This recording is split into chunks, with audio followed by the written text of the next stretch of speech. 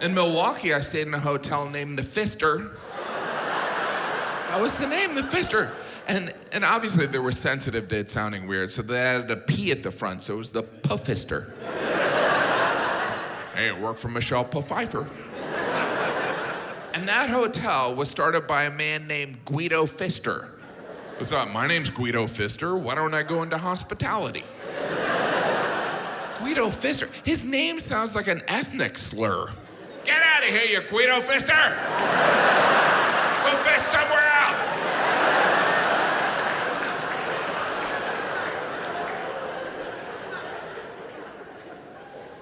I don't know if you can tell by looking at me, but I'm kind of obsessed with not being interested in fashion. It's something I care deeply not about. And I'm aware that not being into fashion is a fashion choice, right? How annoying is that? It's like, oh, you're not into fashion? That means you're in the normcore. Why can't I just wear clothes to cover my disgusting body?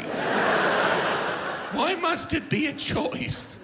Because the only choice I make when it comes to clothing is, does it still fit me? I don't know if you've had an opportunity to fat out of clothes. That's a special feeling. There are watershed moments in your life, right? When you hold your newborn child or you fat out of a t-shirt. It's amazing because you don't even go to the obvious conclusion. You're like, well, this sure used to fit. I haven't grown since I was a teenager. Oh, I'm a fat ass. Well, time for a burrito. I don't know. The best is when you pack for a trip and you fat out of clothes, but you don't realize until you get there. You sit there and you go, well, I guess I could wear that as long as I don't breathe out. Or sit down. You ever wear a shirt you can't sit down in? Yeah, you know what? I'm gonna stand. I know it's Thanksgiving. I'm more thankful standing.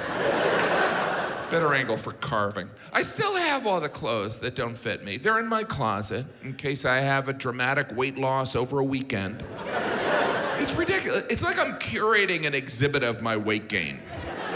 Well, that suit was from 30 pounds ago, and that sweater was from last winter, and this shirt never fit.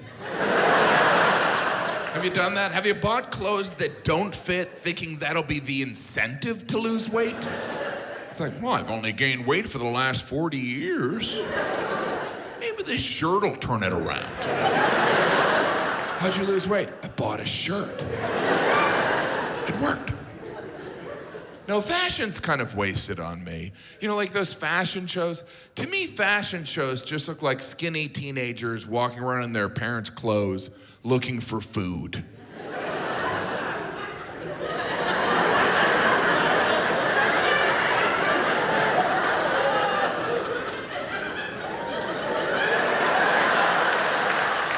Wow, there's no food out there. All right, I'll change my outfit and look again. Fashion shows are rather absurd when you consider they're just people sitting around watching people walk around in clothes, which is what people do in clothes every day. But in fashion shows, they're so fascinated. They're like, oh my gosh. Oh, wow. Look at that person walking close. How do they do it? Oh, if only we could watch them do laundry. And we all know what a fashion show is because we've seen it on TV. In December, they televised the Victoria's Secret fashion show, which is excellent, by the way. Well, that one's different because there's angels, so there's a spiritual aspect to the thongs they're peddling. It's interesting, all the models are beautiful. You ever notice that? You're like, yeah, Jim, that's the point. No, but all the models, they pick people that would look good in any clothing. Like, if you want me to buy a suit, show me Michael Moore looking good in it. And I'm not picking on Michael Moore. I'm friends with him. I like Michael Moore. And not just because he proves you don't need to shower to be famous. You ever see Michael Moore on television? He looks like he's been robbed of everything he owns. Are you the victim of a shipwreck? What happened? Pull it together. there. You won an Academy Award. Stop shopping at the Lost and Found. But I understand Michael Moore's mentality. Fashion's not gonna change his life. It's not gonna change my life. I look the same whether I'm wearing a t-shirt or a tux. I still look like someone who eats fast food. Probably because I do eat fast food.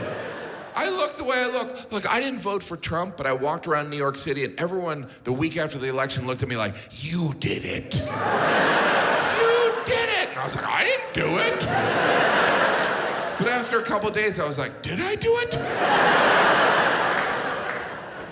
I know people are scared about Trump being president, but I can tell you, as a straight white male, I feel like I'll be okay.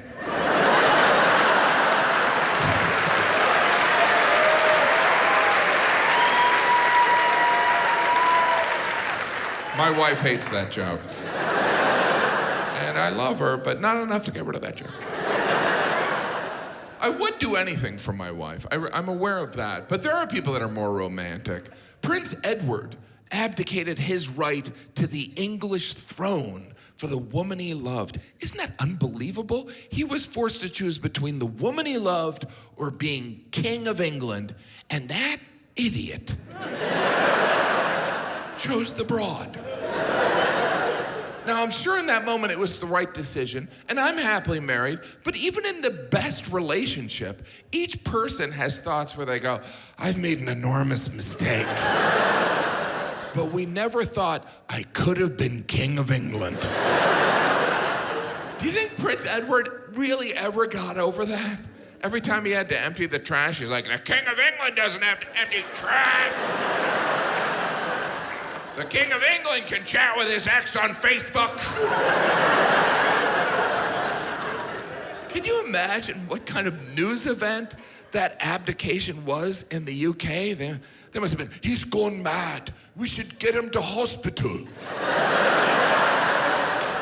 Jim, your British accent is getting worse. Why wouldn't you take 5 minutes and learn a good accent? It's just lazy. It's just lazy. The only people that approach me are personal trainers. They're like, you looking for a personal trainer? No. You should be. So I've gotten to the point, if I'm approached by a personal trainer, I just act like they're hitting on me. They're like, hey, how you doing? I'm married. I don't think you understand. I understand perfectly. You want to get with me, but I'm taken, so you can look, but no touchy. I got to do some international shows this year. I performed in Japan for the first time, which was amazing. I mean, I wasn't in Japan just for stand-up. I was also modeling. I wish that wasn't that funny. But Japan, the Japanese are just, they're better at being human. Can we admit that? They're more polite, they're better at design. The Japanese toilet, are you familiar with the Japanese toilet? The Japanese took the most disgusting experience of human existence and fixed it. The Japanese toilet washes you, dries you, does your taxes. And that is in a Tokyo airport bathroom. You leave a Japanese public restroom cleaner than when you walked in. You leave an American public restroom with PTSD. Your only thought is, how can I forget that experience? Is there alcohol nearby?